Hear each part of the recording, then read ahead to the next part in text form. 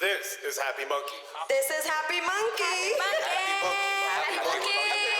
Happy Munkey. This is Happy Munkey.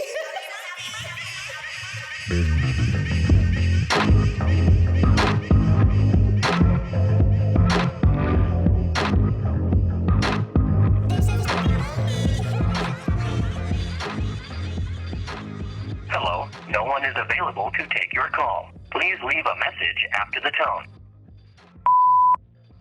Yo, shout out to Happy Munkey 420, best lounge, dispensary, party, podcast, you name it. They got everything going. Their movement is real. They're taking over. They're not just an NYC. I could say they're a worldwide brand. Shout out to them.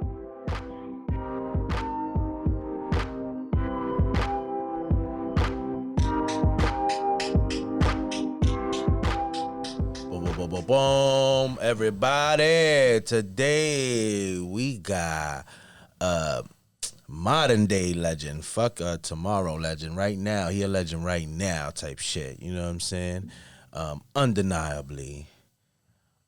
Undisputed.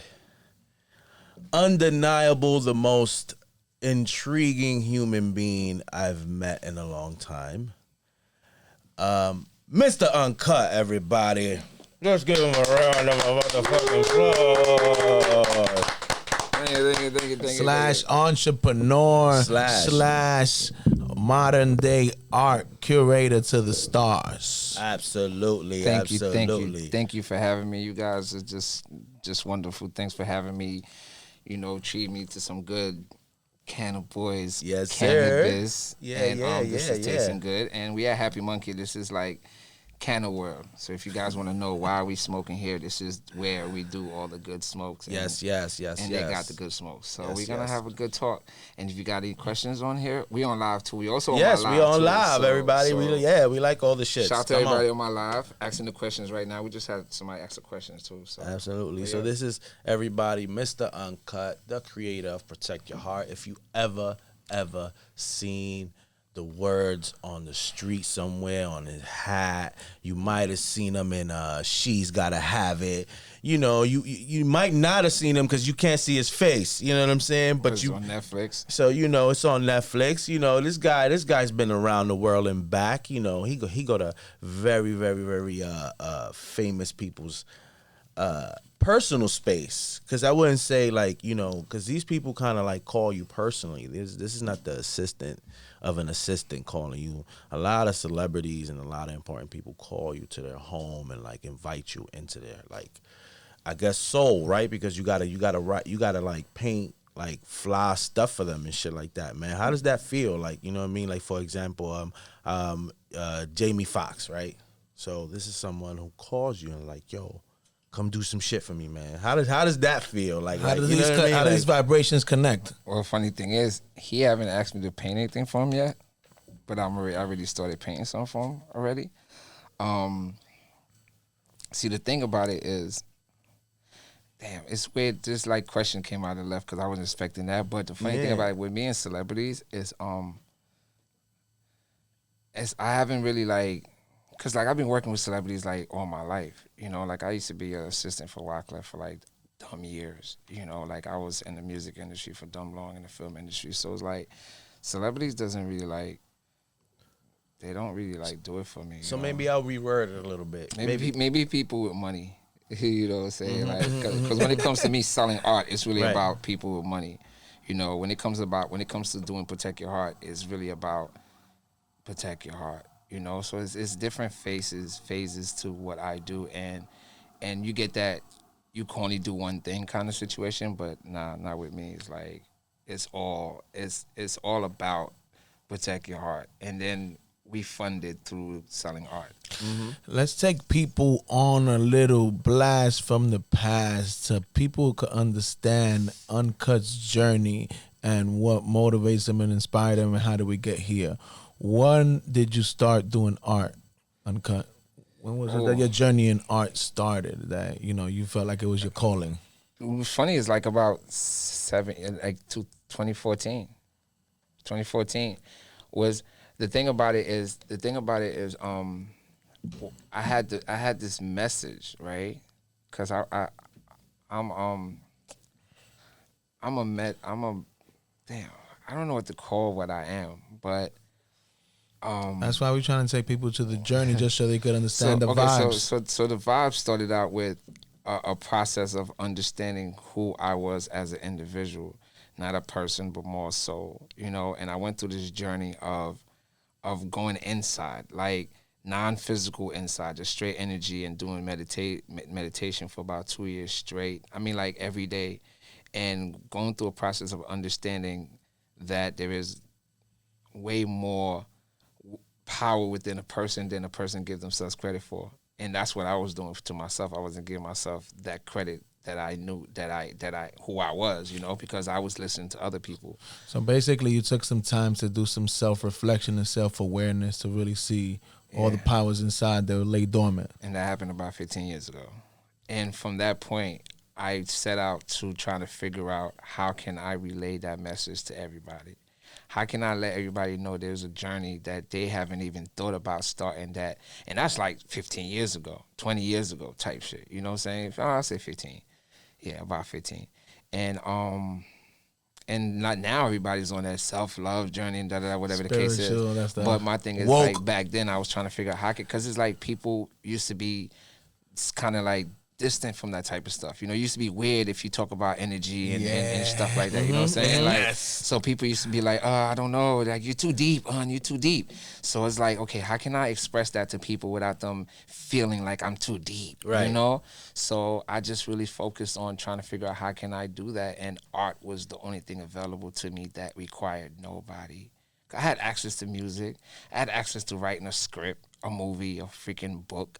But art was just like, yo, you could just do the art and show it to people, and there's no buffer. There's nobody in between that unless you want them to be, which is galleries and all that. And then that's when I found out about street art, which was even like the goal, like, oh shit, you can put your art out there and people can actually see it, and you don't have to wait. You don't have to, like, when I first started, I used to text my friends, because I used to be in the film industry and I used to know a lot of celebrities. So I hit my friends that had like followers and like, yeah, you'll post my art. Like, nobody wanted to post my art. When I asked, nobody wanted to post my art. But when I put it out there and started like distancing myself away from everybody that didn't want to post my art and started putting the art out there by itself without me behind it. Because it's like, I used to be a casting director, and then I used to manage models, and then I used to do work in the studio. I used to manage artists. So it's like these individuals that I grew up with, when I say I'm going to do art and my art is going to change the world, everybody's looking at me like, yeah, right, like, what are you talking about? You know what I'm saying? So it's like that type of energy was not welcome in the journey I was about to embark in. So I literally changed my name, changed all my social media, changed my number, and started a whole new journey with this whole you can't see my face, you don't know who the hell I am kind of thing, and trusting the art, forget who's behind it. And I just started putting the art out there. You know, it's crazy, that you mentioned that. I was telling somebody that the other day. Somebody was telling me, like, you know, what advice they have. They had some similar ideas like you about, you know, their journey. And I told them similar to what you said, and they didn't understand. And I said, to have a good, clean start, you got to get rid of your friends and your family's opinions and look for some strangers to support you, because for 90% of people, family and close friends are usually the last to support. That's just natural. It's not like they're doing it on purpose. I'm going to tell you why, though, because you got to understand people, right? People have this image of other people in their mind, and they get stuck to that image. See, they don't see you every day. They don't see your growth. So they don't know your internal growth. They just know what they saw last. Yeah. And they're stuck on that. So when you come back, like 10 days later with this new growth idea, they're like, wait a minute, nah, that wasn't you 10 days. Like, and it's not. It's not. Because when people don't understand, it's like the person that you spoke to 10 days ago, he done evolved 10 days later. And it's not me. So if I decide to change my mind 10 days later, that's on me. And that's what the problem is with everybody, because when you decide to change your mind, people are like, nah, that's not you. You didn't say that yesterday. That wasn't you yesterday. You was about that life. Now you're not about that life. You ain't shit. So it's like, now they're trying to bring you back in. When you're trying to grow, they're trying to keep you, because like they're down here and you're trying to grow. So they're like, nah, it's not that they want to keep you down here. It's like they only know the person that's down here. Yeah. It's like, in order for them to know this person, they're going to have to grow.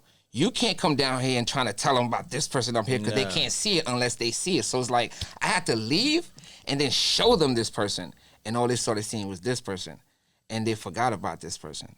Yeah. And you had to make them forget about this person because if they don't, they're gonna keep bringing. You remember when we used to da da da da da? Yeah, what that got to do when we used to da da da da da?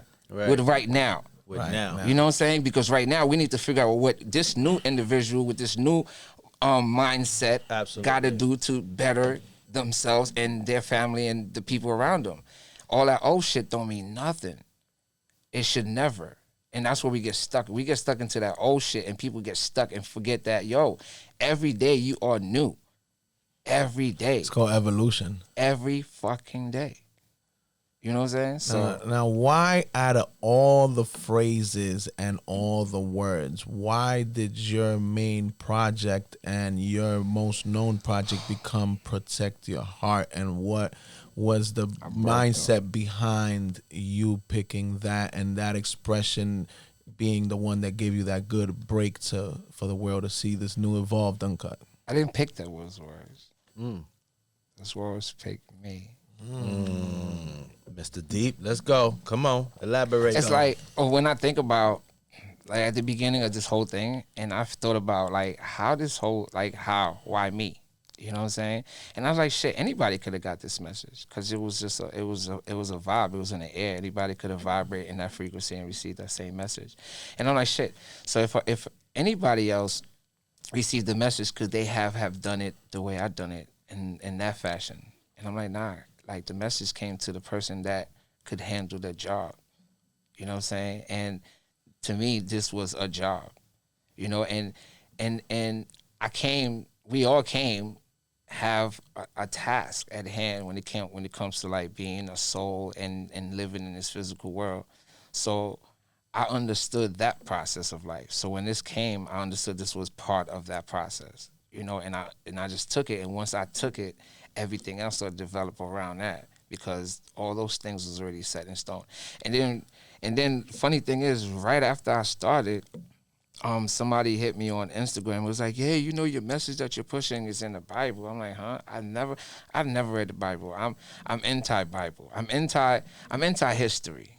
I'm anti-history. Okay. I shouldn't be anti-anything because it's like anti-anything is just like is a waste of time. But I don't follow history because it's like in a room of 10 people, right? 10 people. Something happened today in the same room with 10 people. 30 years from now, we're going to have 10 different stories. 10 different stories. All right? From 10 different perspectives. You feel me? Now, it's a waste of my time to try to figure out which was which, unless I'm really like, oh my God, I really want to know what really happened, so I'm gonna ask every 10 people what happened so I can put the stories together. But like, God damn it, I ain't got time for that shit. So much energy. You know what I'm saying? So now you're gonna tell me 1,000 years and 1 billion people, and you're gonna tell me this story is the story that is the truth? Like, and what am I, fucking stupid? Like, I remember in college, or was it in college? One of my professors did this exercise with us, and everybody probably went through this shit in school. It's called the telephone or some shit like that, where she started a sentence. It was about 15 people in the room. She started a sentence with one person, and it was about a 3-minute radius of time between 15 people. That sentence changed into a whole different scene, different people, different fucking scenario. And you're gonna tell me in 1,000 years one story is gonna stay the same? Now, I ain't no fucking scholar. I don't claim to be because I don't want to be a scholar, because a scholar is only a person that studies history, shit that's been told to them, and really what the fuck is the truth. You don't know, so you just know shit that everybody else know that's in the basis of information. But it's information that has never been told. You know what I'm saying? And those information come from here. And it comes from you every day living this life and creating shit as you go along. Those things is things that people are scared to even bring out. Oh my God, I don't know if I should tell this person because they're not, it's like, it's a weird situation. Like when people have dope ideas that is out of this fucking world, they're scared to tell anybody because it's out of this fucking world. It's like, I don't even know how to explain this shit because it's like, it's nothing here in this physical world that could explain what you're about to create. Because what are you? You're a creator. So when we understand that we are creators, then we put ourselves in a position of creating. So we never scared of the shit that comes from here because that's the truth. Now, shit that comes from here is things that you learn every day in your life. From the day that you was born, you learn shit. So when you start creating from here, all you're doing is regurgitating shit that you've learned.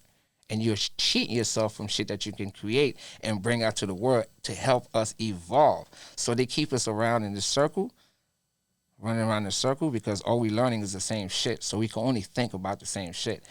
It's changing now because a lot of people are like breaking out of that whole mental shit and they following themselves, they following their heart. But the goal was to get them to that point. And the words literally came to me because that's what was supposed to be. And when they came, them just pierced my fucking soul. That's what I wanted to ask you. But how? That's what I was gonna ask you. You know, it's a broad statement, but I feel like it must have meant something to you, or reflected something from your life that you were so confident in putting it out to the world and making it a staple of yourself. Nah, bro. You just fuck it. It was. It was the goal was to bring attention to what I was about to try to teach people, and. Okay, you want to know the truth? All right, here's this, right? So we won on the Boulevard of the Truth, Uncut. One day, right? We won it raw, Uncut, baby. I had this art, this upside down heart, right? With the spikes that I had created like years prior to me even wanting to do this. And I was like, I need to figure out a name for this because this is going to be the shit right here. That's going to be the thing that's going to represent whatever the hell this thing is. And when I look at the heart, it had thorns in it, and because it was the heart with the spikes and shit, and it looked protected, you know, and that shit just boom, it just spoke out to me. And it happened in 2009. I was sitting on set of this TV show doing something, and that shit just all happened. But all that was all part of trying to figure out how can I create something that I could introduce to the world that could speak to their soul, because their brain is contaminated with shit. Because when I tell people protect your heart and you process this to your brain, the heart and the brain, it's like, okay, you got the heart that beat, and then the heart, oh my God, I'm in love with somebody. Oh my God, heart. Somebody asks you, was your heart broken? Is that why you created it? Like, because their brain is telling me, oh, the only reason why somebody would create something like this is because their heart had, no. It got nothing to do with your heart being broken. In actuality, all it was me realizing that can nothing hurt you but yourself in life. And unless you know that, then you're going to continuously hurt yourself and blame other people for it. So part of it is really making people see what they can't see and bringing that to the forefront. And protect your heart, that shit just was like it, yo. And it's going to be it forever. And that's why we have Protect Your Heart Day. 4/23, Protect Your Heart Day. I'll see you guys there. Absolutely. That goes to my next question. We have a lot of questions on here, too. Why is it, what is the number 423? Why did that number resonate with you? That's why I told you. So much? Somebody called me and told me that this shit was in the Bible. It was Proverbs 4:23. Okay. And I just took those numbers. I was like, yo, those are my numbers. And then became my numbers. Then the 4/23 became April 23rd. Like, this was set already. This is the thing, right? When you follow your heart, you tend to do shit that you're not even planning to do because that's what was already set for you to do. It's like you manifesting in the rawest way. You know what I'm saying? Because all those things just happened the way they're supposed to happen because I just followed the bliss of the essence of what I was supposed to. I didn't question nothing. Something that came to me, I just ran with it. You know what I'm saying? And I figured it's gonna play itself out later because I knew this was all part of the plan. It was all part of this journey. You know, because if it comes from here, it's part of the journey. If it comes from here, then it's not. If anybody could tell me, if I could say some shit and you know it already and it's on the gram or if it's on Google, it's not my shit. It's not mine. The shit that comes from here, the shit that people are scared of, the shit that make your heart beat like, oh my God, I'm scared to even think about these shits, that's yours. It feels like, it's like a feeling of creation and your soul happening all together. Like people get scared. People like not scared, but people are a little bit distant of that feeling of fear. But I kind of thought about fear being like the best feeling in the world. Because every time I feel that feeling, some dope shit is about to happen. You know, it's funny that people just word it in different ways. Every successful person we've interviewed or I watched a lot of documentaries, it always comes back to the gut. They call it the gut. That gut feeling when they felt like they had to take a leap without knowing what's on the other side is what got them to other levels that they never thought they would have reached. Yeah. Well, I'm at a point where I don't give a fuck what's on the other side because I trust me. I trust my journey, and I trust my everything. I don't trust this though. I don't trust this. The mind plays. I don't fucking trust that at all. Why should I trust something that's influenced by everything? Negative, positive, just everything. My heart is influenced by nothing but dopeness. I can't get nothing but dopeness from my heart. Here, you get so much shit out of here. You can't trust that shit, bro. They find ways to get into your head so much that you're not even thinking your own thoughts.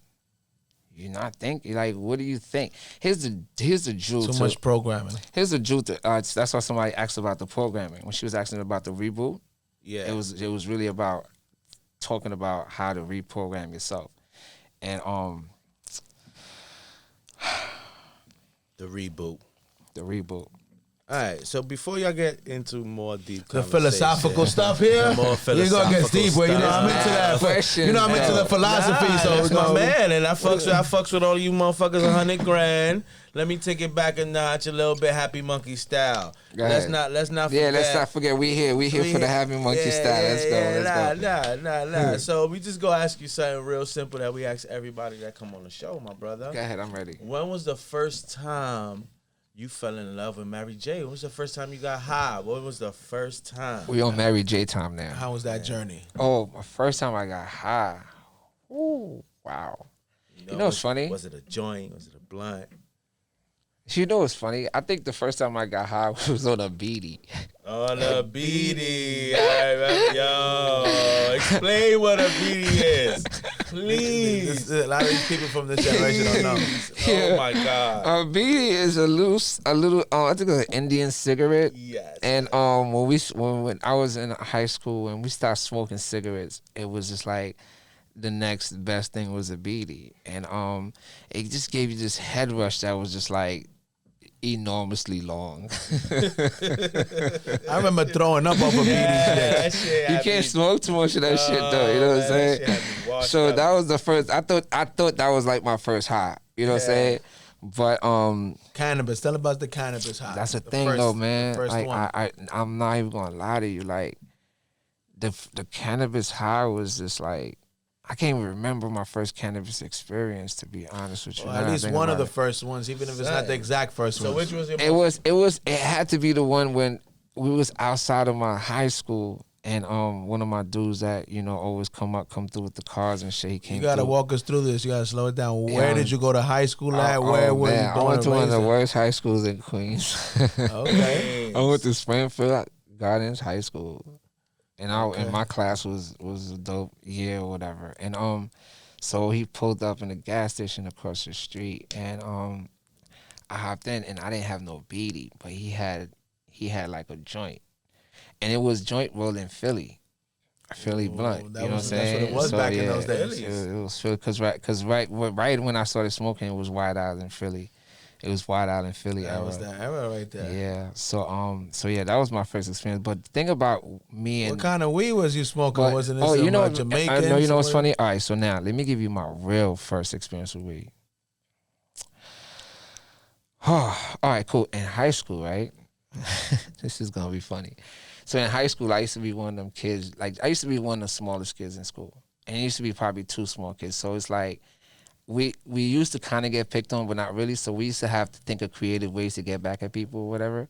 So me and my partner used to do crazy stuff. So one day, we raided the locker rooms where we just went and took everybody's clothes. So like they was stuck with their gym clothes. So we went and hid everybody's clothes away. We went in there, like he put me onto this. So he went in there, he's some like prank shit. Yeah, so he took the lock. He had a big ass snap lock, so he broke everybody's lockers or whatever. So we took all the clothes, we bagged them up, put them all in one lock or one lock or whatever. So people really went home with their shorts that day. And it was cold. Crazy. So anyway, one of the times, I guess he does that a lot. So one time we went to the locker room and he took me in there and he opened the locker room and it was like a shitload of weed in there. And to be honest with you, that was just the stinkiest smell I've ever smelled ever. And I used to hate that smell. So that was like my first experience. Like, ew, what the fuck is that smell? And he had like a garbage bag full of that shit. You know what I'm saying? And I'm in high school and I don't know what the hell that is, you know? So like, fast forward literally a year later and I'm in that parking lot smoking this joint. And it was this thing that now it's like literally that thought that I had about this stinky thing that I was like, ew, what the hell is that? Was just like, was not even a thought when I picked up the joint. And it was just like, oh, okay, cool.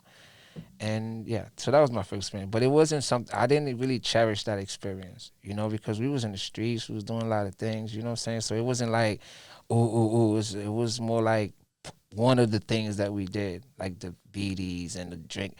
Yo, we used to meet up in the morning and everybody used to buy a 40 before we go to school. I don't know how this used to happen. That was like right now, that I think about it, I don't even understand. I can't even understand. Like me right now saying this shit, I can't even comprehend this shit. That I used to meet up with this dude in the morning, 8 in the morning. He get a 40, I get a 22. We drank on the way to school, and then we go to class. And the ace shit. That was a different New And it was York, normal, yo. Yeah, that was a different normal. New York, Now, for the people that need to know where started his journey at, where were you born and raised at? I was born in Haiti, yo. Okay. I was born in an island. All But I right. That's came our to the- neighbors. You know, we Dominican, baby. Yeah, all day. I went to brother. Dominican. I went to Dominican. Dominican Republic every January 2nd, man. My uncle lived over there, so I was over there on that side. So, you know, I was fluent back and forth. At what age did you migrate here, bro? Yeah, like 7, 8. 7, 8, but I remember so much about the island. It's just so weird.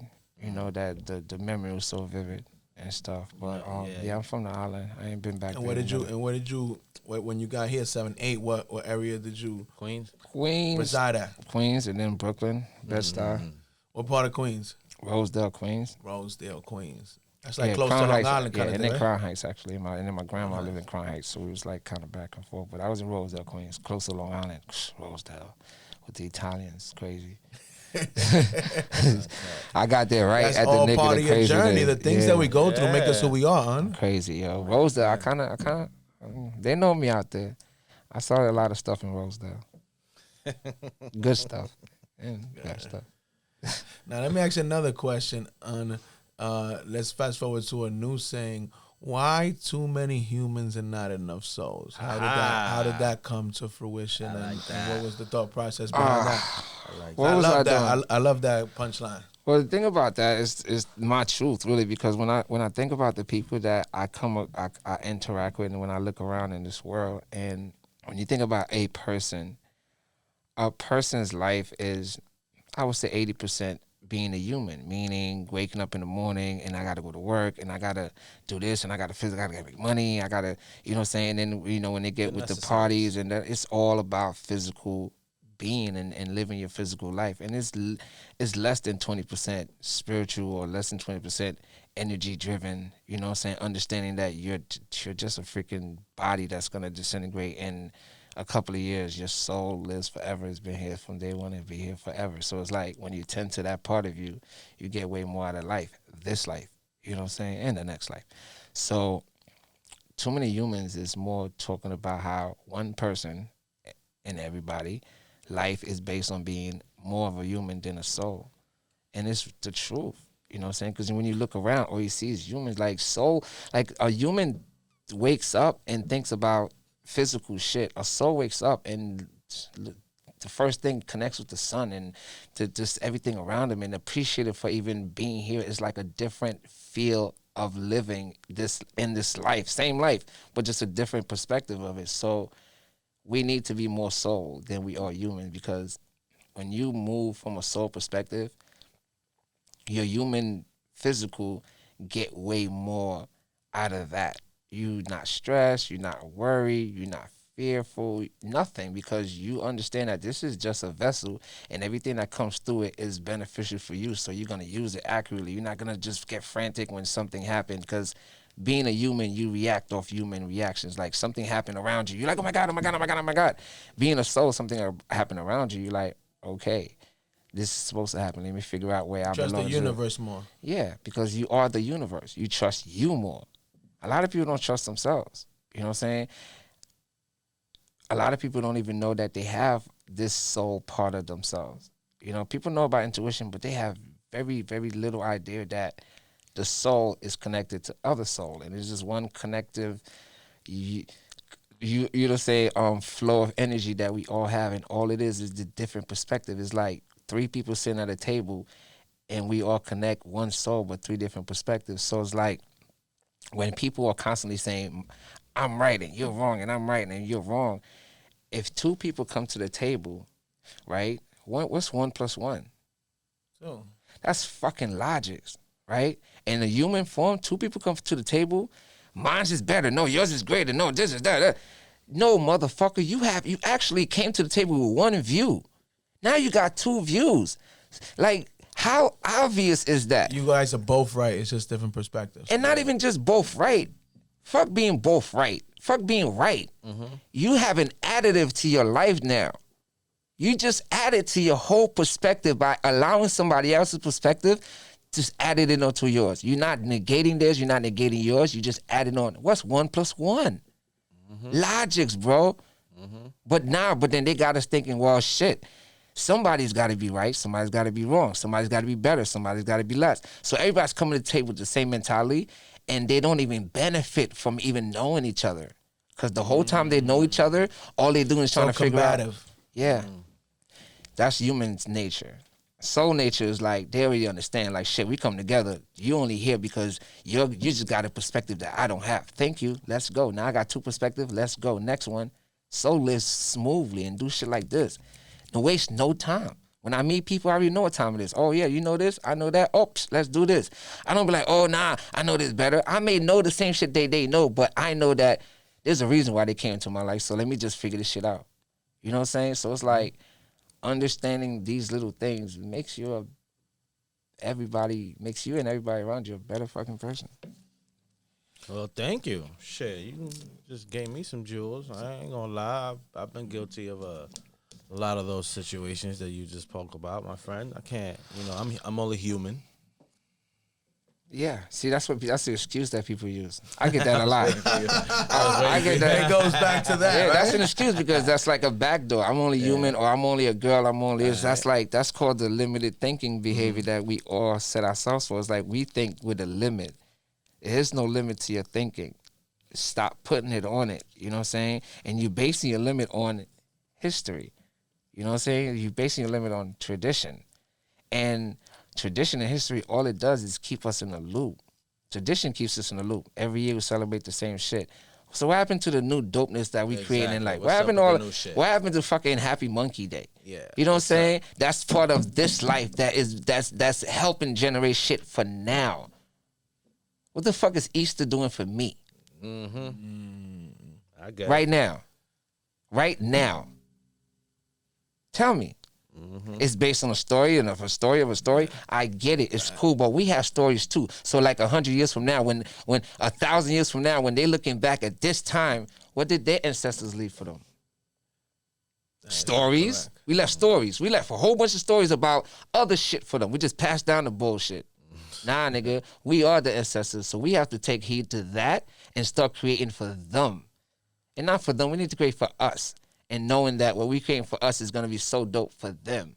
We're not creating for us.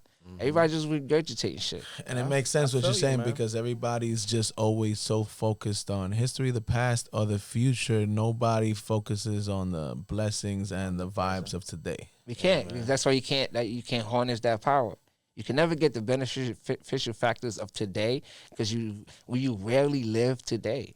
Well, Rarely. On this show, we like to give people their flowers, like we like to say now, before they dead, because we like to give people the big ups, man. You know what I'm saying? Especially in your lane, And because so- you know what's the crazy part, that unfortunately people that do amazing things like you in the art world only get their Recognition, due yeah. recognition like afterwards, which makes no sense to me. To me, Yeah, you're a yeah. legend right now. I've never You're gotten an dope award. right now. I've You know never what I mean? gotten an award.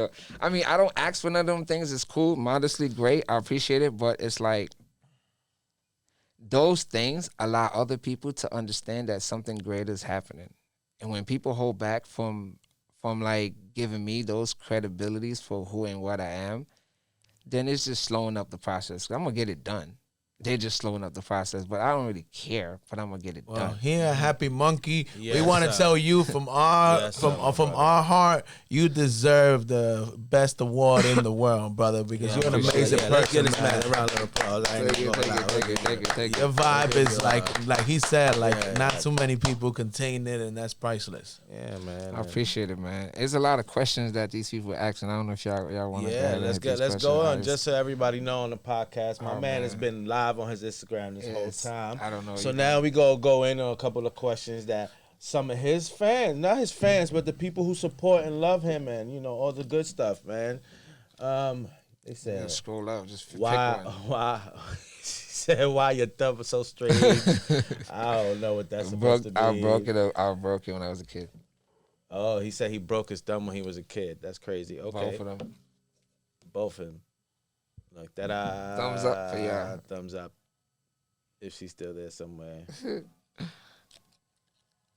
What's the next question? The next question is: I see some dope ones in there. do you believe in chance or destiny?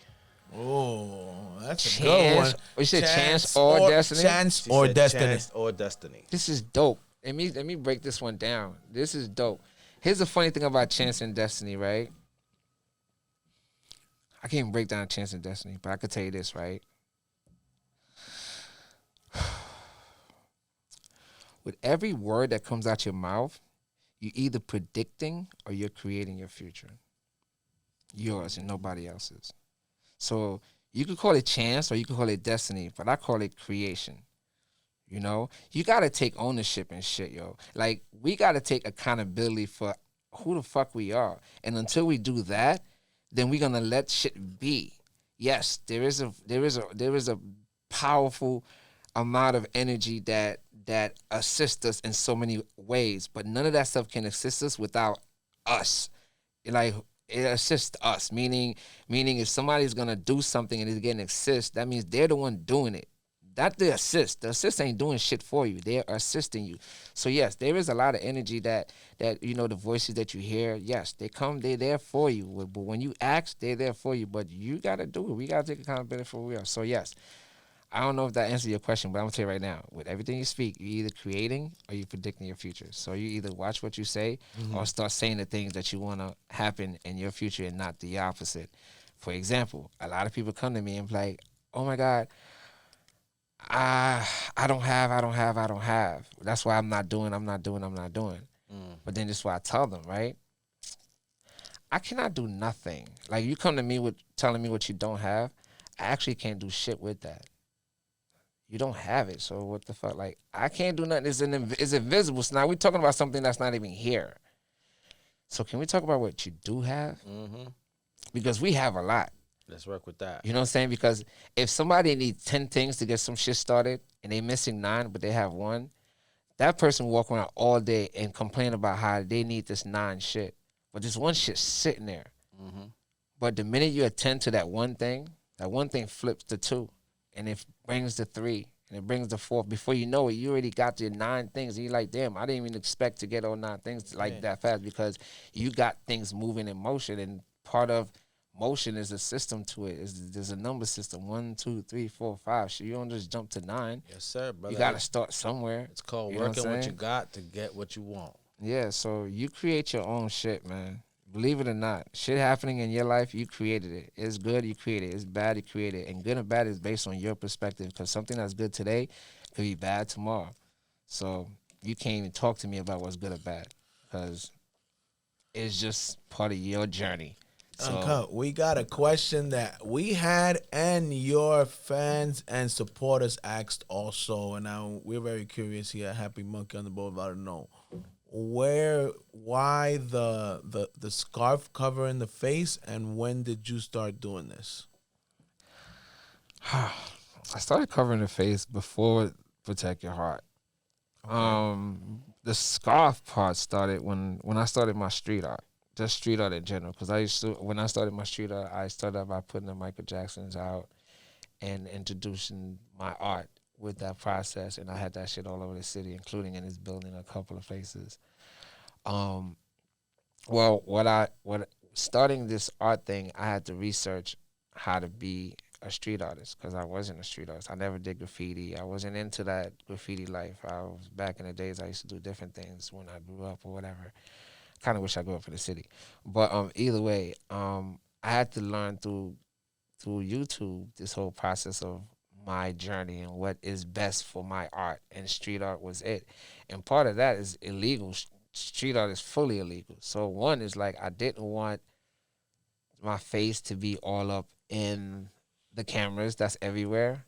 And another thing too is when I started doing my Instagram, I didn't want my face to be associated with some things, especially with Protect Your Heart. For the first couple of months when Protect Your Heart was out in the streets, it wasn't connected to me, and I didn't want it to be connected to me. It wasn't intended for it to be a piece of art for me. It was just a message. It was that message that I knew needed to be out there, and I needed people to just run into it and then do what they had to do. Because then I don't need them to come into this part of me because it's like now it's too much questions. It's like now we wasting time. Y'all supposed to be working on yourselves. Now we over here trying to figure out who the fuck I am. Trying to figure out who the fuck you are. You know what I'm saying? So that was the thought. I didn't want to be part of that because I'm like, that's a dope journey that people are going to go on their own.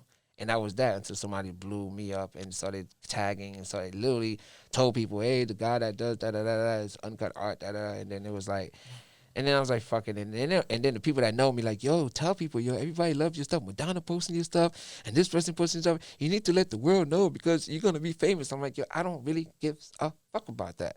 So I was getting the pressure of, yo, you can make a lot of money and da-da-da-da-da. And I'm like, I know. Like, I already know what the fuck I'm doing. It's like, this comes later. Let them get the message. Let them do what they need to do with the message. And then, like, 5-10 years from now, I'll come on and say I did it. And then we could do that, make money off it, whatever. But the process is, like, is a tool, just like everything else. And I want people to use the tool to move forward in their journey that they're on. And everybody that's on their journey knows what the hell that shit is. When they see it, they know, okay. They know because they're already on a journey. That's part of it. It's like you on the right track. That's the you're not alone. That's the yo, keep your head up. That's the it just fits into everybody's journey in the best way, and that was the purpose of it.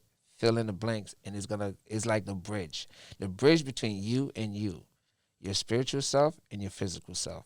That's what that is. That's why it hits you like this, and that's why it's on the floor. It hits you harder when it's on the floor. That makes sense. So protecting your face was part of protecting your heart. Yeah, because I mean, yeah, you know, like, and this is another thing too, is like, part of this whole art thing is giving myself to the world, bro. Like, I give a lot, bro. Like everything I do is for people to be better in themselves. Like, everybody that I communicate with, you can ask them, like, it's all about being better for themselves. So it's like, when I need to be better for myself, I need to know I got something that's mine. Like, the things that I keep for myself, like this, like, everybody tell me, yo, why are you so secretive? Like, I never see your face. I don't even know your name. I don't even know how old you are. I'm like, yo, does that shit fucking matter? Because I'm neither none of them things. I'm not even none of those things. Like, all them shits is made up. You want to make something up again? I'm going to make more shit up. So it's like, it was intended to be for the people, by the people. Because everybody I run into it, this is a funny thing too. People are like, yo, why is it outside my work and my home? How did you know to put it there? I'm like, first of all, when I walk the streets, it's all based on just like, you feel it. Okay, this is a good spot. And it's based on a lot of things that just make me choose a spot. First is safety. Okay, this is a safe spot or whatever. But all of them, I feel, was preset by the person that runs into it because they knew they was going to need something to cross over when the time came. I was just the vessel. Conduit. Yeah, and because I do a lot of, that's who I am too. When it comes to like my gift, I do a lot of channeling kind of things, and not channeling on some, I could talk to your spirit or your grandmother, but I allow spirits to talk to me personally. Like, part of all of this is part of all of that, you know, like just channeling information and just not thinking and just speaking, because all that information don't go to your brain, it goes straight through you. And half the shit that I tell you sometimes I don't even hear because my brain don't register it. Half of your brain can register half the stuff that happens. You just gotta know that shit because we know it. I asked another question that one of your another viewer on your live asked. Since you started doing more street art, did you see it more often, or did you see it before more? Like did you feel like you started kind of like a trend, like after you started Protect Your Heart for a couple years? Man, there, yeah, did you see a bunch of more people? it's all the artists on here. I hope y'all. Are y'all listening? Is y'all motherfuckers listening? It's all the artists on here because I want y'all need to hear this. Y'all need to hear this one. Yeah. All right. When I first started with the Michael Jacksons, right? There was street art in the streets. Every street art was graffiti driven. It was Just was graffiti very shit, tags. it was a lot of art driven Blow-ups. stuff out there. You know what I'm saying? There was like wheat paste out there. It was a couple of street artists that was doing like dope street art. Now there was no hearts. Like love was not a thing for street artists because you're supposed to be tough. You're supposed to be, you know what I'm saying? Like Especially in New York. Yeah, tough. Like all New them York niggas are street tough. artists, yeah. Especially in New York. So you tell a nigga about hearts, they're like, nah, that's some pussy shit. That's some girl shit. You know what I'm saying? Fuck that shit. Yeah. So I mean, I'm not a graffiti artist, so I'm not about that tough life. You know what I'm saying? Like I'm about that life, but I ain't gotta be tough. You know what I'm saying? I just gotta be me. So when I first started, I cut all of Michael Jackson images into hearts, right? And I put those out there. Dude, I got slandered by every graffiti artist, bro. It was like, there was posts about me. Who's this girl that's going around putting hearts all over the city? What's all this hot shit? Da-da-da-da, what's all this hot shit? Like, I'm talking about like I could go back to one of them threads where I put hearts over like one of the I guess a graffiti legend. He had a big thing somewhere, and I put a heart, one of the Michael Jackson on it. Oh my God, everybody came at my throat. Oh my God, you what the fuck? You disrespectful, just hard shit. I'm like, oh man, y'all brothers don't even understand nothing, right? So so then Protect Your Heart came, right? So I started doing that. Same shit. So what happened is this, right? Street artists put street art because they want people to take pictures of this street art and follow them and so on and so forth. The majority of street artists. A lot of them put it out as a message, but the majority of them want to be the next Banksy or the next Basquiat. Like literally, they really want to be the next fucking Basquiat. You know what I'm saying? Like, that's a goal. That's their goal because that's their thing. Because I mean, it's like a regular basketball player that want to be the next LeBron. You can't hate them because that's motivation. Right. Go motivation. Right. So that's their thing. So when they started seeing people posting those hearts and how people was loving love, everything switched because it's like, oh shit, we could do more. We could get more people to post our shit if we do more love shit. And then everybody started doing more love shit. Like, and I'm not even lying to you. You can ask all my followers. You can even ask the artists that hit me up talking about, yo, I wouldn't even start doing this if it wasn't for you because I didn't think it was possible. And somebody told me that today, like, I make this thing feel like it's reachable.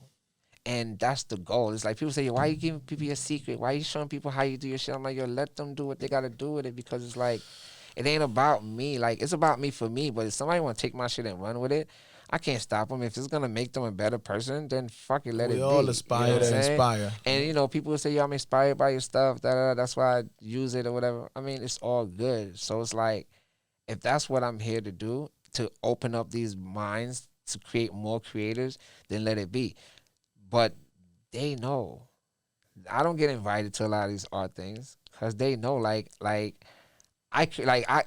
they'll do a show talking about street art or street art heart or like something pertaining to what I've started, and they wouldn't even invite me.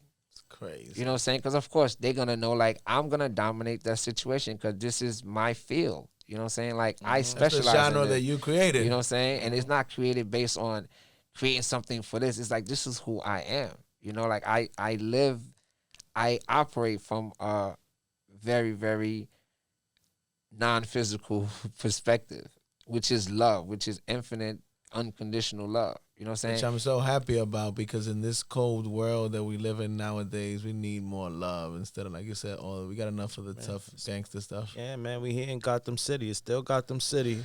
Yeah, man. It's just showing people, yo, you could show love and still get everything you want in life. You don't have to chop each other's necks. You don't have to hate on the next person, because it's like when you hate the next person, you hate on yourself. It's like understanding how the process of life is worked and how you are so important part of it, and you don't even know it, and give yourself credit for a lot of shit that happens and shit, you know. And so now let's reverse the roles on that. Some What good shit. what artists you growing up or since you've been alive have inspired you that you admire? Well, what happened was, I'm gonna give you the journey to that. When I looked at my art, right? Because this is how I started my art career, so y'all can all understand.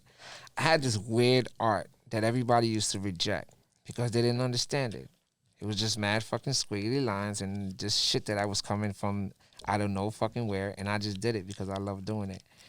And I couldn't get nobody to come into my lane for the life of me because it's some new shit, and everybody's used to what's happening now. Do cartoon characters, do a car, do this, and do that. Yeah. I'm like, yeah, that's cool, but That's yeah, not- it's like draw a face and draw a cow and draw cockroach. I'm like, I get it. Like you could draw, you could create, you could carbon copy shit, but like what happened to the process of creation? What you're here to do, not regurgitate. You know what I'm saying?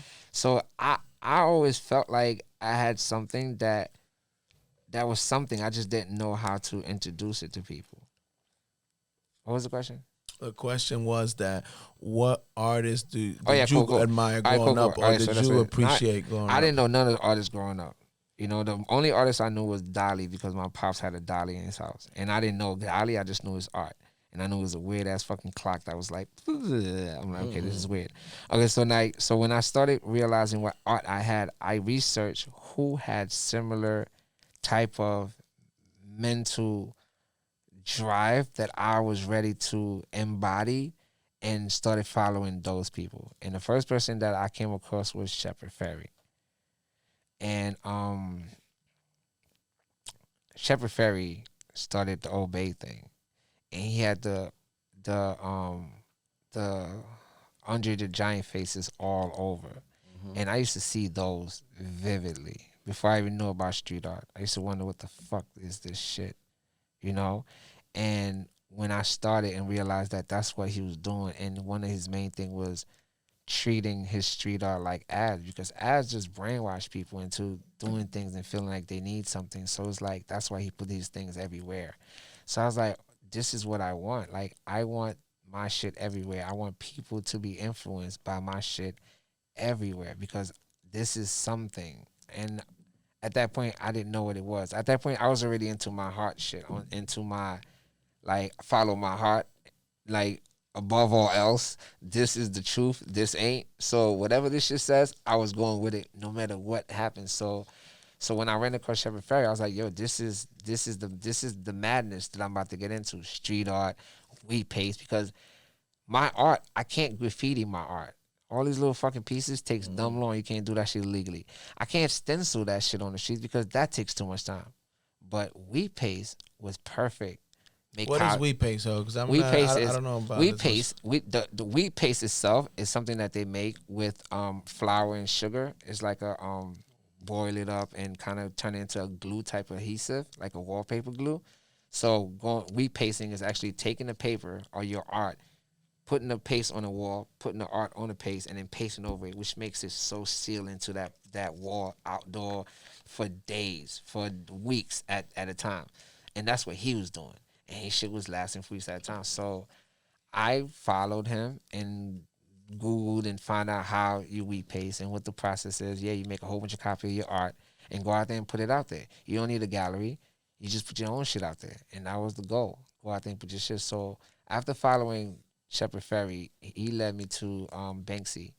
And that was along the same line of going out there, putting your art out there and not letting people know and just letting them just do what they do with it.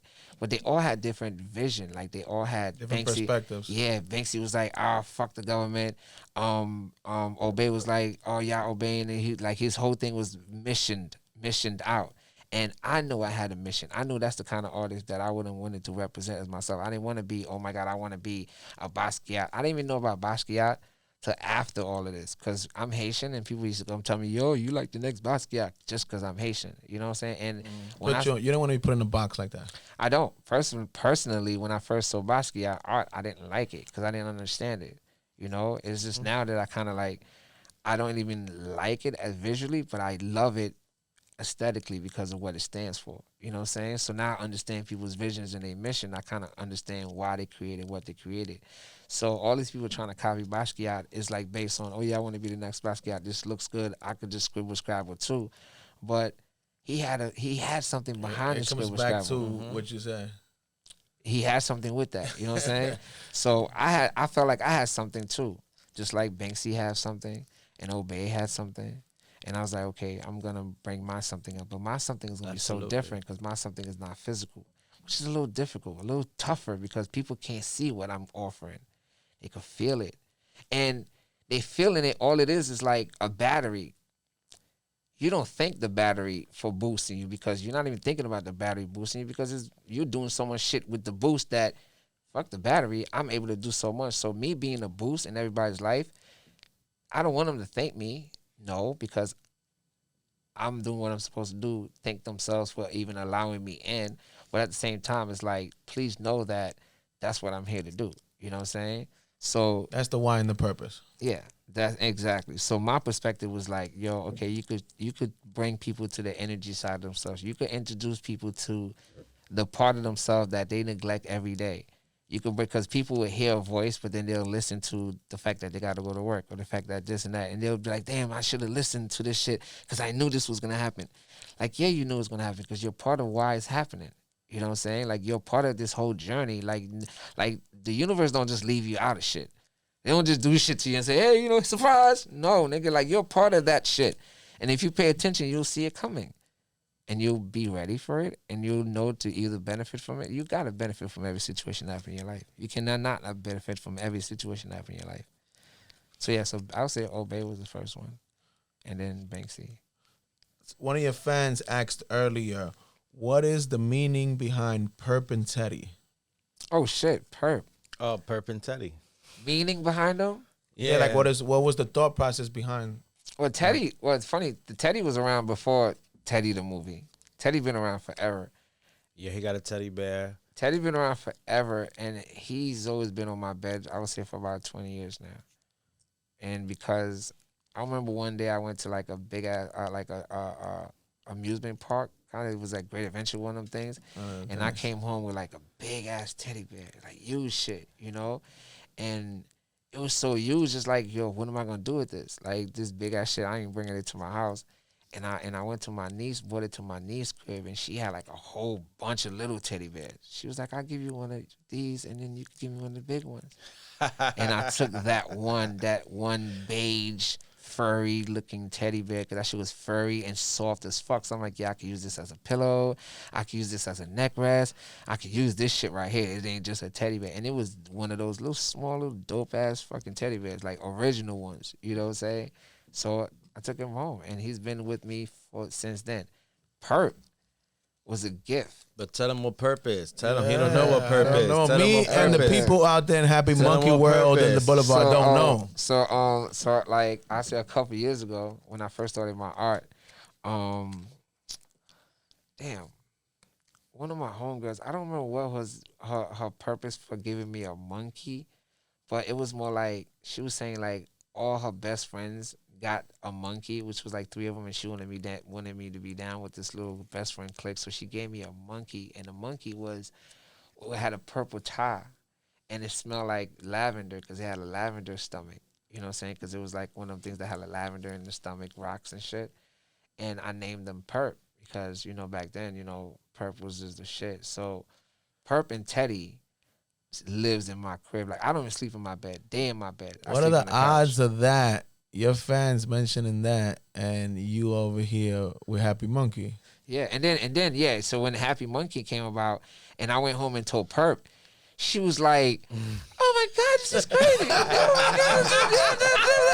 She was like, "She know you guys." I'm like, "Yo, you serious?" She's like, "Yo, this is my." I'm like, "Yo, you found your trash?" She's like, "Yeah." So boom. And that same day I went home, her and Teddy was like in the crib blowing it down. Like Damn, I we don't know gotta if make a stuff I don't know if Happy y'all seen the Monkey for you, pictures. man. We I gonna have tagged to y'all in make some it. pictures. Yes. Yo, like I came home. Yes. Teddy was sitting like this.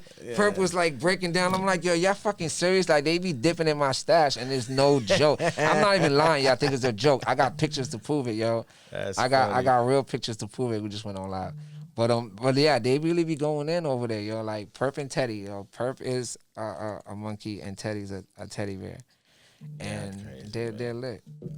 Another question one of your fans had was, how do you stay off the magic carpet of negativity? How do you That's stay a hard off one to of it? stay off. That's a hard one to stay off. Yeah, it's part of. Well, the thing about it is like it's not about staying off of it.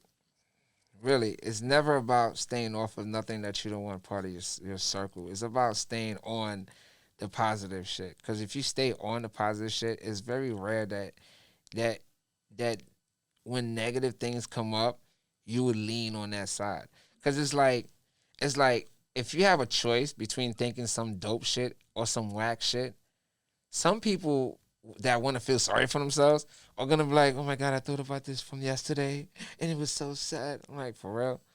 Like you got that much time on your hand right now for you to reminisce about some shit that fucked you yesterday because you might want it to fuck you again today. That's fucking wise. So when you understand what you're doing to yourself with every thought process, then you tend to be very attentive of your thoughts. Very attentive, because now your thoughts are just not thoughts. They're creations. So it's like, okay, I'm going to create. And I'm going to stay on the creative wheel so my mind don't have no chance to bring about nothing that got nothing to do with this creative wheel that I'm on right now. So I don't try to stay off a magic carpet of negativity. I just try to stay on a magic carpet of positivity. Does weed help with all this positivity? Yeah. Oh, my God. You know what's ill? To me, weed is like, it's important to me because, like, I ain't gonna lie to you guys, I spend a lot of money on marijuana. Cool, no sound. Damn, your sound is off. That sucks. I'm sorry. How does it inspire you, or how does it affect the creative part of you? Creative part it affects us in a great way, but weed just allow me to deal with people and their shit.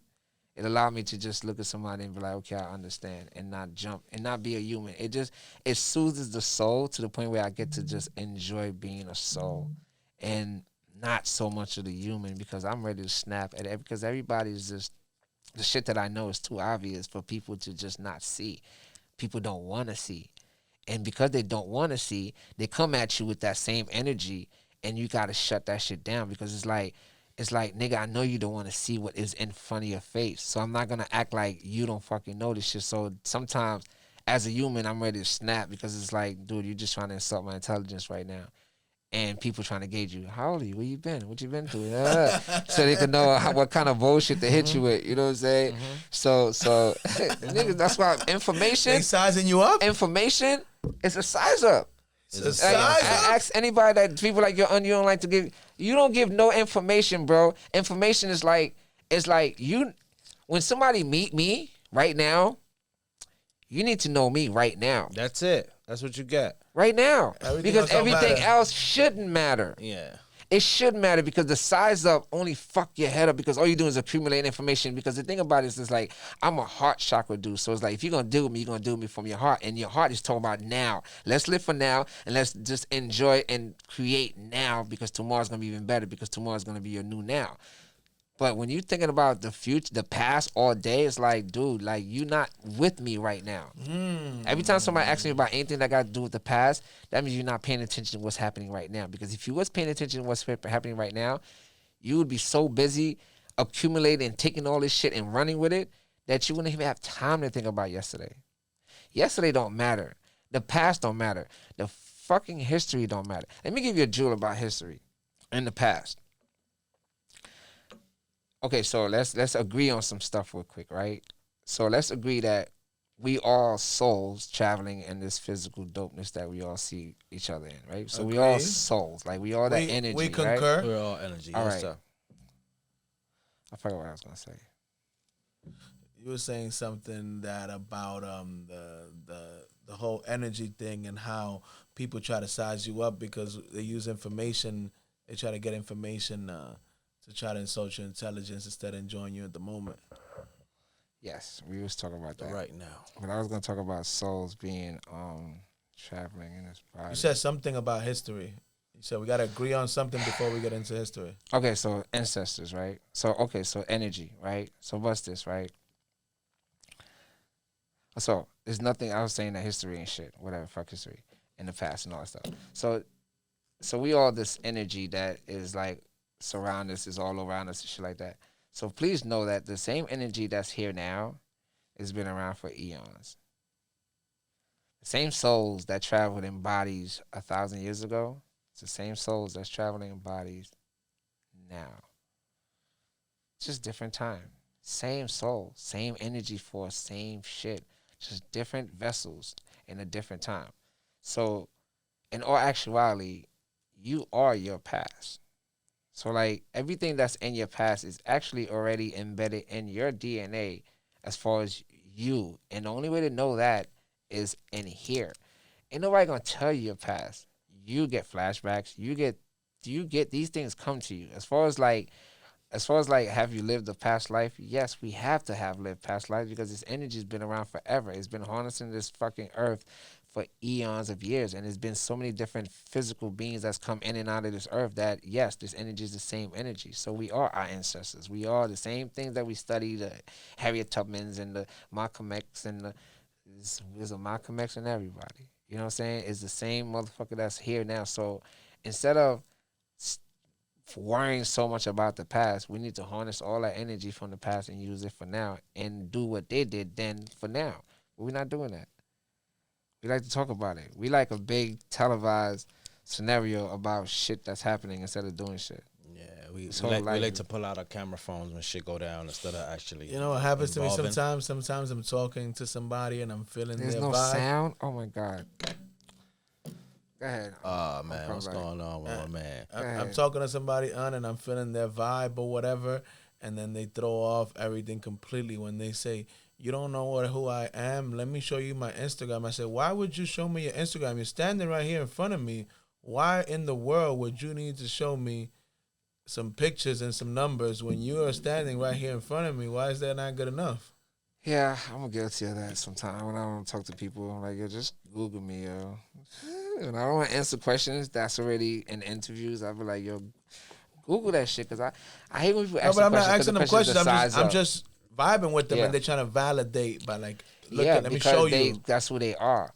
Oh, that's who they are. They're not they're not who's in front of you. They don't want you to know who's in front of them. They want you to know the person that they're creating online. Mm-hmm. Here's the fucked upness about this online thing that's just nuts, right? Can y'all hear me? Y'all can hear me? Cool. Okay, so remember the Sims? Yeah, that game that create worlds and countries and cities or whatever. Sims was like the first brainwash game, but it was a very, very, very example of what's going on in this world right now, like the Matrix and a whole different scenario. So characters, right? People create these sim characters, this sim version of themselves, right? And they give this person attributes. Yo, you're gonna be a doctor. You're gonna walk like this, and you're gonna be very this, and you're gonna da da da, because this is the way you're gonna be, and da da da. You're gonna be da da da. So they create this character, right? Cool. Character is created. Your soul created this character. Cool. Now this character now is playing in this sim world that you created. You know what I'm saying? A family, a house that you created. Now you're playing this game and you understand that this is something that you're creating is not real, like a sim character, right? And in some way, somehow, along the line of creating this sim world that we all create, some way, somehow, because imagine you in front of the television creating this character that's living in this world that has a job and da da da, and you're like, hey, this is fun, da da da. Some way, somehow, this individual, which is the soul, put the remote down and then jumped in the television and start living this life that they're creating. And to them, this life is real. Now it's real. It's not made up no more because it's real. So now they take this shit for real. for life, for dear life. Because now, and then guess what? The remote that was left outside of the television, guess who got it now? Somebody else is controlling the sim world of theirs. And now everything that you see on television, everything that you hear on the radio, it's all programming the sim character to be and do what they want the sim character to do. The sim character, that's why they say, I'm a product of my environment. The environment that you created, because the environment is not where you grew up. That they make it seem like it's like your neighborhood is your environment. Your environment, you are your environment. You are the circle, that square footage around you, that's your environment. What you allow in, that's on you. And not in the past, but now. Now. You know what I'm saying? So now we all live in a sim world. Everybody love their sim life, and they'll die for it. They die for the sim life? That's Yeah. Instagram life. They'll die for the sim life. Yo, I'm a gangster. I'm a die gangster. I'm a hoe. I'm a die hoe. I'm a this. I'm a Me die. and him talk about that. I feel like they sometimes created their life, and they don't even protect that shit. care about currency. They just want the appearance of the sim life. They don't even care as long as their sim life is. Because what happened with the internet, what's happening is that everything valuable is being turned into a non-physical thing. It's like the cloud. You know what I'm saying? So like your value of money now is in the cloud. I can't see it, but I know it's there. You know what I'm saying? So like now the real shit in life that you can't see, that you know is there, which you just saw, which is you, is being pushed away and tucked in the back. And now they're introducing some stimulated aspect of, I can't see it is there, and I trust that, this internet life that I'm living is real life when it's really not. You know what I'm saying? Because who I am ain't shit. I ain't shit. This internet life is shit, so I gotta be this life. It's all crazy, man. I tell you this: the only thing that could save us right now is you fully getting back into yourself and trust, and going back into learning about who and what the fuck you are as an individual, not the person that was born in Puerto Rico or in Jamaica or Japan. I'm talking about the soul that harnessed this individual that was born in this place. And the individual that you created is all cool, because I have an ego too that I created. That Uncut art is my ego. Like, it's just a person that I created to be able to communicate with other physical individuals around me. I know that. And any day now I could take him and create a whole nother person, because it's just a physical part of me. I'm growing and I'm evolving as a person, but my soul never changes. You know what I'm saying? It's evolving, but it will never change. But your physical changes all day. And people that love change is always going to be my friends. People that don't like change is like, they're always going to try to remind you of what you're trying to change. Staying the same. Yeah, stay the same. Ain't trying to stay the same, man. That's not. So yeah, so weed is good. Weed allows me to just woosah everything. And I'm, some of my healers that I work with, they don't smoke, so it's like sometimes it's hard for them to woosah. So I'm like their woosah, like I just tell them, yo, relax. It's hard. It's very difficult to deal with other people and trying to get them to connect with their higher self, something that they can't see, something they can't get paid for. Because life is about getting paid and getting money and accumulating some type of physical asset. And if anything doesn't give you that, like even me trying to change the most random person's life and every day, unless they see money happening, they don't believe what I'm saying.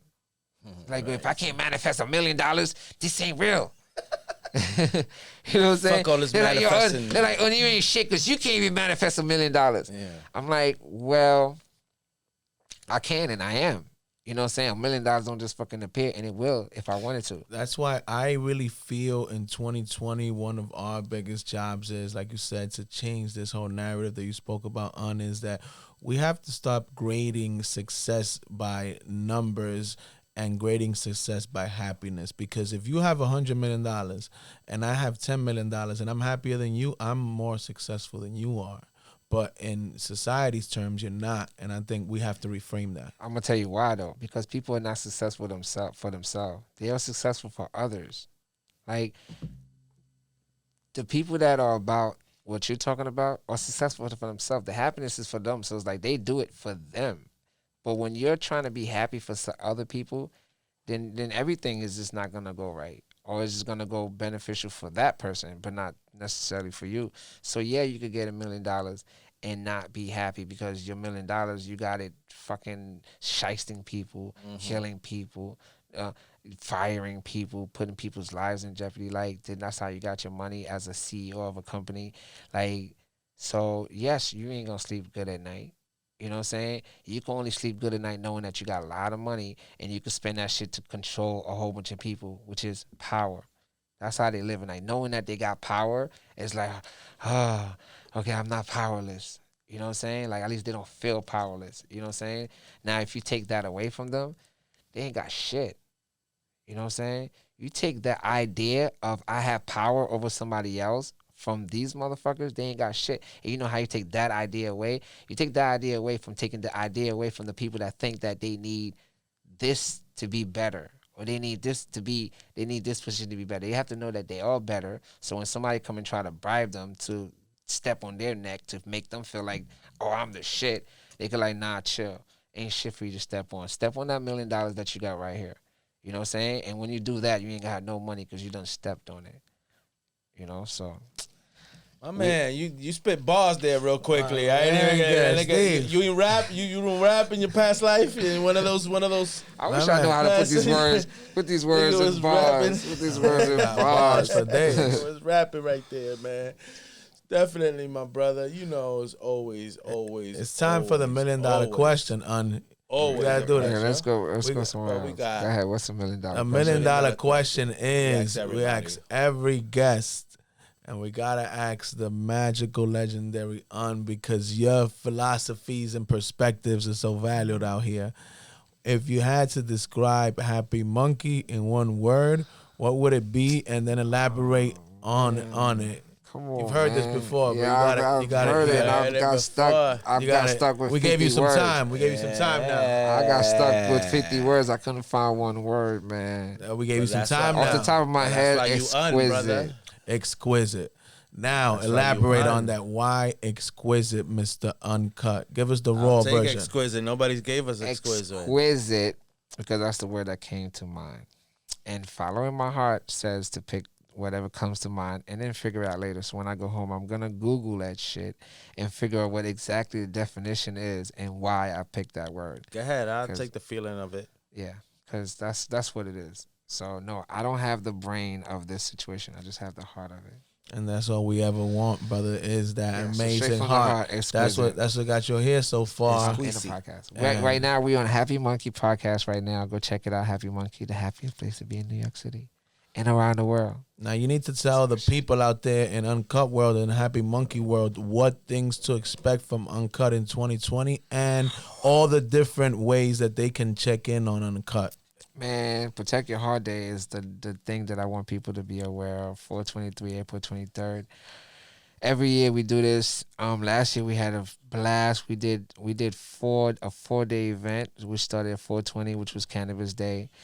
And on 4/21, we made it Protect Your Kids Day, where we did a whole bunch of kids events. Like, this year's going to be the same thing. You know, the bouncy house, yoga, meditation for the kids. It's like, and we do this in every city.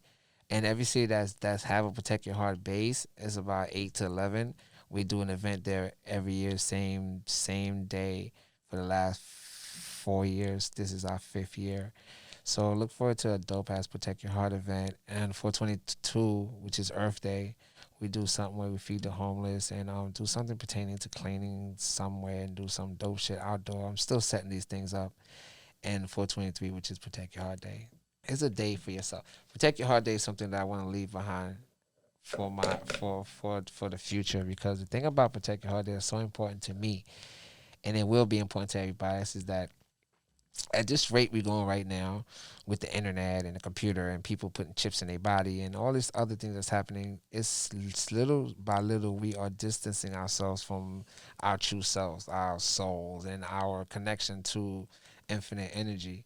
And I feel like Protect Your Heart Day is like the ultra reminder, you know, that there is something higher than all this shit that they're telling you that is out there. Like, all this war and all this shit is happening because that's part of the process, if you know what I mean. But definitely I want to leave that for the kids to actually know there is something in them that's way greater than what people tell them. And I think that would be a dope reminder, because people like, you know, they will always get that voice. And as long as I remember, yo, like as a kid, I was never told that there's a voice in your head and it's supposed to be something you're supposed to pay attention to, and you're supposed to pay attention to yourself, and you're supposed to listen. You're supposed to have your moment to yourself, like meditation kind of thing. Like I wasn't raised in that environment. I was raised into, yo, mommy, daddy, learn ABC, learn 1, 2, 3, learn authority. And my mom used to tell me, yo, if you don't do this, that, they're gonna get you. And she talking about the police, the government are gonna get me. Like they raised me into under the fear of, yo, do this or do that, or the government is gonna get you, or the master. They used to call him the master, because my mom's, I mean, shit, slavery was not that far ago, so they still use the lingo met in Haiti. Like you might hear old Haitian people use the word met. Met is like translation for master. I ain't know that till like a couple of years ago, and I'm like, yo, who my mom used to always say the Met is gonna get you, fucking masters, you know what I'm saying? But she didn't know that, you know what I'm saying? All she was doing was feeding me what was fed to her. So leaving Protect Your Heart Day for everybody is something that would keep them fully connected to themselves at all point, and that's importante.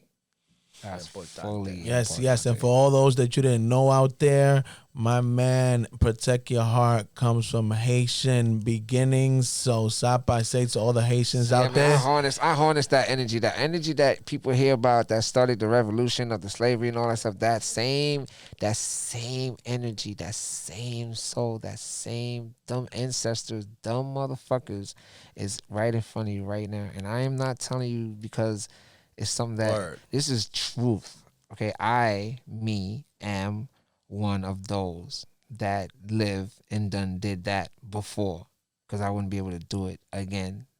Not this swiftly, not this good, like literally. So I know that's why. And somebody told me too recently.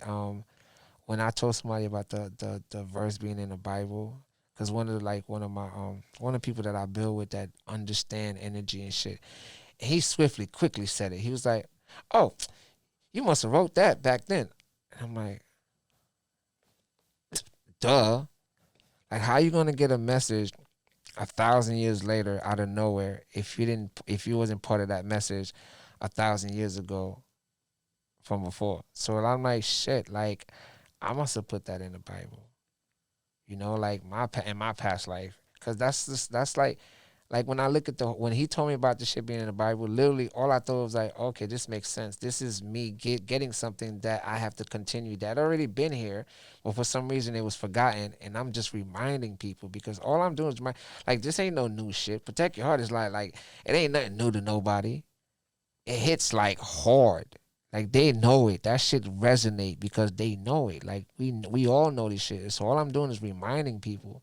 So when I look at this shit, I'm like, yeah, I must have been part of that journey before, because all I'm doing is continuing the same thing, because it just happened the way it's supposed to. And doing a mighty great job, might we add. Yes, sir, my It's brother. difficult as fuck, bro. This human part. Nothing just in life worth having is easy. You know that. Well, my thing is, bro, to be honest with you, I have it all. I'm blessed. I have great people around me and everything else. It's just like I just feel the urge to educate and help people bridge that distance between themselves and themselves. All right. And I get that question a lot. One of the main questions I get is, who you protecting your heart against? Guess who? Who? I don't know. You give me an answer. Both of you. Who do you think is the main person you got to protect your heart against? The human Yourself. side from the spiritual side, right? Who? Yourself. Who do you think? Yourself. Exactly. That's the only person you are protecting your heart from is yourself.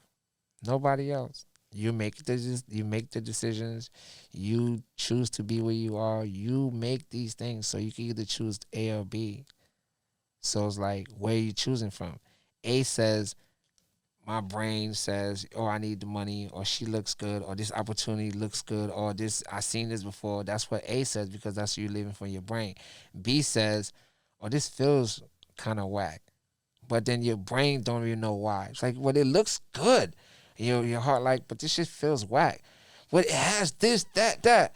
And your heart like, but it has no substance, you know? So now your brain is saying, hey, am I going to choose A, the physical aspect of this decision, or B, the spiritual aspect of the decision. And with A, you get all sorts of physical thing that comes to you, and it comes with a price, a physical price. With B, you get all sorts of spiritual shit that comes to you, and it comes with a price, a spiritual price. I'd rather a spiritual price than a physical price. Because with the spiritual price, I could do a lot. I can't do nothing, or I can't do much with the physical. Like, yeah, there's. Go ahead. Yeah. I was gonna say something else, but I'm gonna stop there. Man, you know, again, man. You can create whatever you want. Whatever you want. Definitely, it was always my a boy, pleasure, yeah. my brother, sitting with you. It's never a dull moment. Want to roll We always got some crazy shit to talk about. You always spit your bars. You could have been a rapper. You probably was, or some shit. So I brought a gift too, man, because I knew y'all was gonna have a gift for me. So I was like, let me bring this gift. Hold on. I know I don't do Christmas, but I bought a Christmas tree. Oh, Brooks, and that's little Nug. We take Nugs. So we're gonna experience this nice, beautiful Nug. I think I forgot what it's called. But shout to Great for this one. That's my dude's name. That's what be giving me all the goodies. So yeah, so we're gonna enjoy this. This is a cannabis show, y'all. So if you guys don't know, Happy Monkey. Yeah, we is the definitely leading- smoking. I'm always smoking. Choose happy, ladies and gentlemen out there. We got our own little version of Protect Your Heart. That's what we're bringing positive to the world. Yeah, we want everybody to choose happy. Absolutely. Because like Un said earlier, it's all a choice. So choose happy, ladies and gentlemen, every day. For real. All right, ladies and gentlemen. So we want to give one more round of applause for my man Uncut. Protect your motherfucking heart. Yes, thanks for having me. You guys are so fucking awesome. Always a pleasure. Shout out our sponsors, Cannon Boys in the out of building. Detroit, Michigan. Cannon Absolutely. Thank y'all for that Mac 1 and for always supporting and believing in the wave and choosing happy. Absolutely. Thank you very much. Oh, That shit tastes and very so much delicious. dopeness was said in this whole conversation that you guys are gonna have to send me some of this dopeness, because a lot of my viewers was still asking questions. But Yeah. thank you very much, you guys. I appreciate you. Absolutely, guys. guys. Stay tuned. Everybody, choose happy. Get happy. Be happy. Don't worry. Till the next episode, everybody Be out there in happy. Happy Monkey World on the Boulevard. Peace, love, and light. Peace. Don't worry. Be happy, monkey. Be happy, monkey.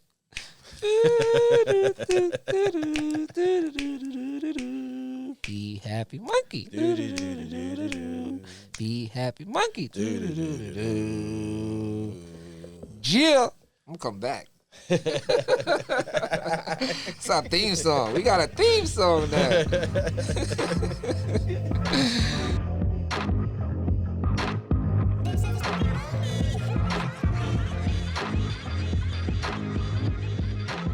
What's good, everybody? This is your nigga Ralph, trying to keep you fresh with the info from Happy Monkey every single podcast. You already know what it is. If you haven't followed us yet, follow us on Instagram at @HappyMonkey_ or Happy Monkey Goodies. Now remember, that's monkey with a U. Also, if you haven't checked us out, we're on YouTube. So check out our channel, Happy Monkey TV. Keep us current, live, and everything with the culture.